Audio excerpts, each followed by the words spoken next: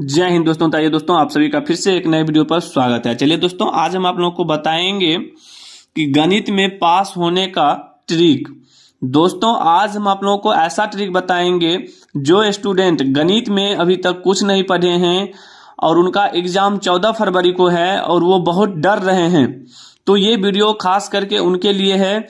आज जो हम ट्रिक बताएंगे, अगर इस ट्रिक को फॉलो करेंगे तो कोई भी स्टूडेंट मैथ में फेल नहीं होगा, ये मेरा 100% गारंटी है। ठीक है, वो भी बिना कुछ पढ़े। जो स्टूडेंट अभी तक कुछ नहीं पढ़े हैं, बिल्कुल नहीं घबराइए, क्योंकि 2023 बोर्ड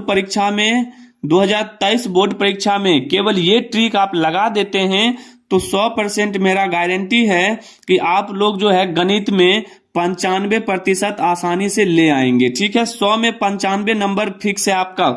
ठीक है, केवल आप लोग मेरे ट्रिक को फॉलो करिएगा, फिर देखना है कि कैसे एग्जामिनर जो है आपको मैथ्स में नंबर देगा। ठीक है, तो जैसा कि आपके सामने लिखा हुआ है कि गणित में पास होने का ट्रिक। जी हाँ दोस्तों, आप गणित में पास हो सकते हैं और ऐसा ट्रिक हम बताएंगे जो आप लोग आसानी से लगाएंगे और नंबर की बारिश होगी। ठीक है, बिना पढ़े 95% कैसे लाना है ये भी हम आपको बताएंगे और आप लोग 95% ला सकते हैं, कोई बड़ी बात नहीं है। ठीक है, 95% ला सकते हैं। ठीक है, देखिए, केवल आपको ये 4 तरीका आपको समझना है। अगर ये 4 तरीका समझ लेते हैं तो फिर देखिए गणित का तो डर खत्म ही हो जाएगा। ठीक है, कमजोर से कमजोर स्टूडेंट भी इस बार गणित में पास होगा।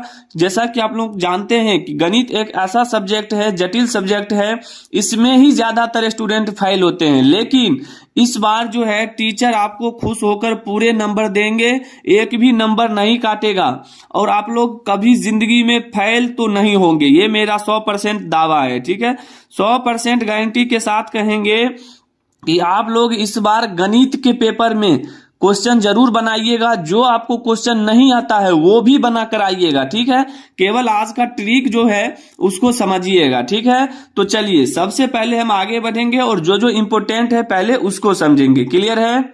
देखिए दोस्तों, बहुत स्टूडेंट के मन में एक बात चलता होगा कि सर गणित में कोई स्टूडेंट ट्रिक से पास नहीं हो सकता है, लेकिन हम उनको बता दें कि आप ट्रिक लगाइएगा तो निश्चित रूप से पास होइएगा। ठीक है, कहते हैं ना कि जो एग्जाम में जो जीता वही सिकंदर।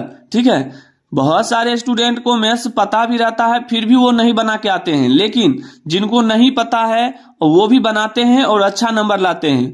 बिल्कुल ऐसा होता है, आप लोग इससे गलतफहमी में नहीं रहिए। ठीक है, ट्रिक होता है, समझ रहे हैं ना? चलिए सबसे पहले जो इंपॉर्टेंट है उसको समझेंगे। देखिए, आप जानते हैं कि 14 फरवरी को आप सभी का गणित का फाइनल एग्जाम है। ठीक है, बहुत सारे स्टूडेंट का 21 फरवरी को होगा। बिल्कुल नहीं घबराइए, 14 फरवरी हो या 21 फरवरी, आखिर पेपर तो हमारा मैथ्स का ही होगा ना। ठीक है, तो मैथ्स में हम आप लोगों को ऐसा ट्रिक बताएंगे जो कभी फेल नहीं होइएगा। ठीक है, और आप लोग जानते हैं कि पूर्णांक यानी टोटल नंबर जो है मैथ्स में 100 नंबर का एग्जाम होता है। ठीक है, और 100 नंबर के एग्जाम के लिए आपको समय कितना दिया जाता है? 3 घंटा 15 मिनट। नहीं, ये सब आप लोगों को पता होना चाहिए, जिसमें 15 मिनट आपको पेपर पढ़ने के लिए दिया जाता है और 3 घंटा जो है आप लोग को क्वेश्चन बनाने के लिए दिया जाता है। ठीक है, फिर देखिए, आपको 50 जो है ऑब्जेक्टिव क्वेश्चन दिया जाता है। 50 जो है ऑब्जेक्टिव क्वेश्चन रहता है और प्रत्येक क्वेश्चन जो है 1 नंबर का रहता है, यानी कि यहां से आपका 50 नंबर आएगा। ठीक है, आज हम आपको ये भी बताएंगे कि ऑब्जेक्टिव को ट्रिक से कैसे बनाना है, और हमें लगता है कि ऐसा ट्रिक आप कभी देखे भी नहीं होंगे और कोई बताया भी नहीं होगा। ठीक है, चलिए, और उसके बाद जो है 30 जो है 2 नंबर वाला क्वेश्चन रहता है। ठीक है, लघु उत्तरीय प्रश्न, शॉर्ट टाइप क्वेश्चन। ठीक है, और ये 2 नंबर का रहेगा, इसमें से आपको केवल 15 क्वेश्चन बनाना है, यानी कि 30 नंबर ये हो गया। ठीक है, फिर देखिए 8 जो है आपको लॉन्ग क्वेश्चन दिया जाएगा, यानी कि अति लघु उत्तरीय प्रश्न, 8 लॉन्ग क्वेश्चन रहेगा और प्रत्येक लॉन्ग क्वेश्चन 5 नंबर का रहेगा, जिसमें आपको 4 ही क्वेश्चन बनाना है। 8 में 4 क्वेश्चन बनाना है और प्रत्येक क्वेश्चन 5 नंबर का रहेगा, यानी कि 20 नंबर आपका यहां से आएगा। ठीक है, अब देखिए, ये तो हम आपको पूरा 100 नंबर का कंप्लीट बता दिए हैं कि कहां कहां से क्या क्या पूछा जाएगा। ठीक है, और किस तारीख को परीक्षा है। अब जो हमारा मेन पॉइंट है पहले उसको समझेंगे। ठीक है, देखिए, पहले यहां पर ध्यान दीजिएगा कि जब आप पहले यहां पर जो जो गलती है पहले उसको समझ लीजिए, कौन कौन सी गलती आपको गणित के पेपर में नहीं करना है। एग्जामिनर नंबर जो काटता है आखिर क्यों काटता है, गणित कॉपी में क्या गलती नहीं करे। जी हाँ दोस्तों, स्टूडेंट देखिए बहुत सारे स्टूडेंट मैथ्स में लिख के आते हैं, लेकिन बहुत को नंबर मिलता है, बहुत को नहीं मिलता है। कारण क्या है पहले उसको भी आप लोग जान लीजिए, ठीक है। देखिए पहले तो यहां पर समझिएगा कि स्टार्टिंग इज इंपॉर्टेंट, यानी कि आपका जो शुरुआत होना चाहिए कॉपी में वो अच्छा होना चाहिए, ठीक है। और आपको ये भी पता होना चाहिए कि मैथ्स में जो स्टेप मार्किंग होती है, ठीक है, मैथ्स में जो है स्टेप मार्किंग होती है। जैसे कि मान लीजिए क्वेश्चन नंबर आप 1 बना रहे हैं और इस क्वेश्चन को आपने मान लीजिए 2 से 3 लाइन कर दिया है और आगे आपको नहीं पता है, तो आपने जो 2 से 3 लाइन किया है इसमें भी आपको 2 नंबर जो भी रहेगा 1 नंबर आपको जरूर मिलेगा, ठीक है। तो इस बार क्वेश्चन तो छोड़ के आना नहीं है, सारा क्वेश्चन बनाना है, ठीक है। अब देखिए गलती क्या है, गलती कहां पर स्टूडेंट करते हैं। क्वेश्चन जब बनाते हैं तो गणित का देखिए जो नियम है, जो उनका रूल होता है, जैसे मान लीजिए प्रश्नानुसार, बहुत सारे स्टूडेंट ये भी नहीं लिखते हैं, तो ये भी आपको लिखना है, ठीक है। दिया है, अगर मान लीजिए क्वेश्चन में कुछ चीज दिया रहता है तो आपको वहां पर लिखना होगा कि दिया है। बहुत सारे स्टूडेंट लिखते नहीं हैं और डायरेक्ट क्वेश्चन बनाते हैं, ठीक है। अगर मान लीजिए यहाँ पर 2 नंबर का क्वेश्चन है और आप लोग यहाँ पर दिया है नहीं लिखते हैं तो 1 ही नंबर मिलेगा, ठीक ना। फिर देखिए चिन्ह का प्रयोग जरूर करिएगा कि कहां पर बराबर देना है, कहां पर या का चिन्ह देना है। जो भी चिन्ह है गणित का वो आप लोगों को सही ढंग से देना है, ठीक है। और जिस क्वेश्चन में मानने वाला होता है उसमें आपको लिखना बहुत ही जरूरी है, माना कि, ठीक है, माना कि ये बहुत इंपॉर्टेंट होता है। ये सारा चीज आपको गलती नहीं करना है और मैथ्स में यही इंपॉर्टेंट है, गलती जो करते हैं स्टूडेंट, ठीक है। तो उम्मीद करेंगे आज के बाद से आप लोग ये सारा चीज लिखिएगा, ठीक है। अब हम आप लोगों को बताएंगे कि ऑब्जेक्टिव को कैसे बनाना है और कैसा ट्रिक है, ठीक है। तो चलिए उसको समझते हैं। अब आइए दोस्तों, सबसे पहले हमारा है ऑब्जेक्टिव जो है ट्रिक से कैसे करें, ऑब्जेक्टिव ट्रिक से कैसे करें। अब बिल्कुल आप लोग ये ट्रिक अगर लगाएंगे ना तो ऑब्जेक्टिव में 50 में आपका 35 अंक तो समझिए आपका फिक्स हो गया। 35 नंबर ऑब्जेक्टिव में कोई नहीं काट सकता है, निश्चित रूप से 35 नंबर 50 में 35 आएगा। और आप लोग जानते हैं कि मैथ्स में आपको केवल 30 नंबर जो है पास है, ठीक है। तो ऑब्जेक्टिव से तो आप लोग आराम से पास कर लेंगे, ठीक है, फेल का कोई चांस ही नहीं बनता है। देखिए नोट पॉइंट में हमारा ये है कि सबसे पहले जो प्रश्न आप जानते हैं उसको बना लें। अगर मान लीजिए 50 ऑब्जेक्टिव है और इस 50 ऑब्जेक्टिव में अगर हो सकता है कि आपको 10 ही ऑब्जेक्टिव आता हो तो आप लोग पहले उसको बना लें, ठीक है। और जो नहीं बनता है उसमें ट्रिक क्या लगाना है सो देखिएगा। देखिए ऑब्जेक्टिव में जो है मेरा अनुमान है कि लगभग ए ऑप्शन जो है 19 बार आता है, ठीक है। ए ऑप्शन जो है 19 बार आता है, ये लगभग है, ठीक है। बी ऑप्शन जो है 26 बार आता है, ये मेरा लगभग का अनुमान है कि ऑप्शन जो है ABCD में कौन ज्यादा है कौन कम है। ऑप्शन सी हमारा जो है लगभग 30 बार आता है, 30 क्वेश्चन में ऑप्शन सी हमारा 100% सही होता है। और ऑप्शन डी जो है 25 बार लगभग आता है। यानी कि हम यहां पर तुलना करें तो सी ऑप्शन और डी ऑप्शन ज्यादातर करके आता है, ठीक है।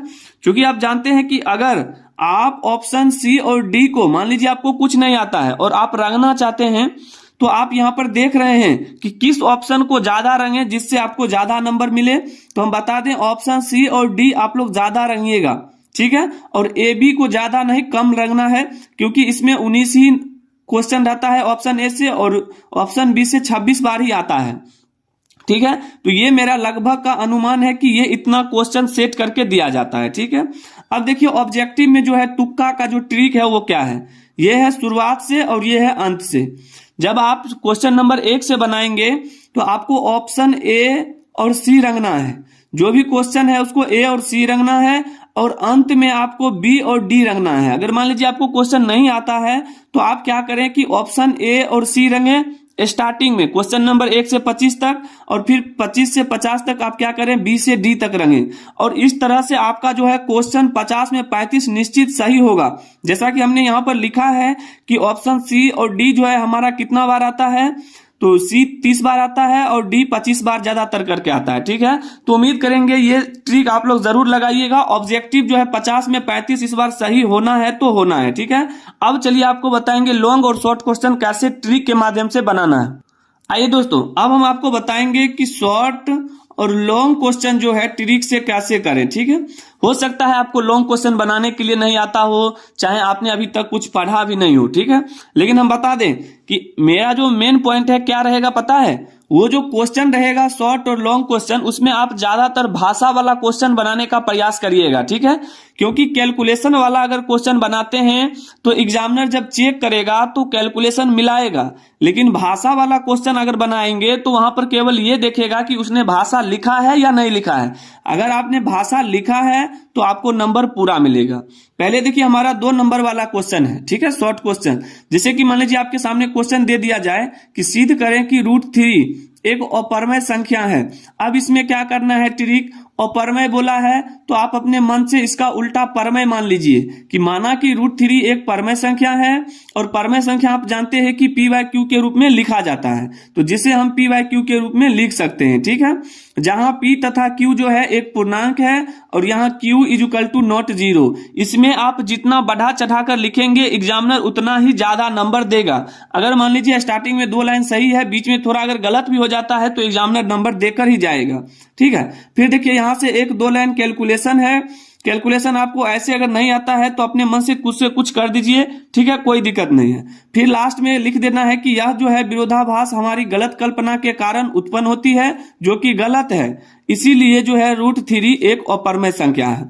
देखिए इसमें कुछ कैलकुलेशन नहीं था, केवल भाषा था, भाषा लिख लेना है, 2 नंबर आपका यहां से फिक्स हो जाएगा। ठीक है, चलिए अब हम आपको बताएंगे लॉन्ग क्वेश्चन कैसे बनाना है। तो लॉन्ग क्वेश्चन मान लीजिए ये आपके सामने है 5 नंबर वाला। ठीक है, तो लॉन्ग क्वेश्चन में भी आपको क्या देखना है, भाषा वाला क्वेश्चन कौन सा है, क्योंकि भाषा वाला क्वेश्चन अगर आप लोग बना देते हैं तो आपको निश्चित रूप से 5 में 3 नंबर मिल ही जाएगा, ये मेरा दावा है। ठीक है, चलिए जैसा कि क्वेश्चन है कि सिद्ध करें कि 2 समांतर स्पर्श रेखाओं के स्पर्श बिंदु को जोड़ने वाला रेखाखंड वृत्त का व्यास होता है। आप एक फिगर बना लीजिए इस तरह से।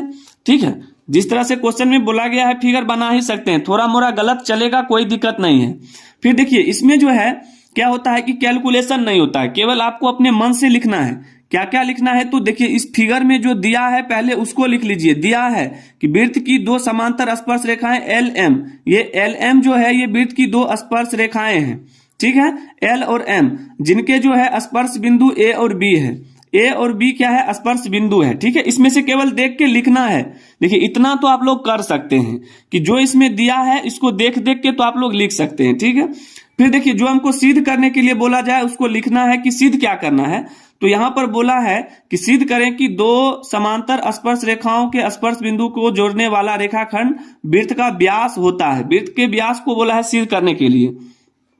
तो सिद्ध करने में आपको लिख देना है कि AB वृत्त का व्यास है, अर्थात AB जो है वृत्त के O से होकर गुजरता है। O से देखिए AB गुजरता है, केवल इसी से देखकर लिखना है। ठीक है, फिर देखिए आपको क्या करना है, परमान में क्या लिखना है।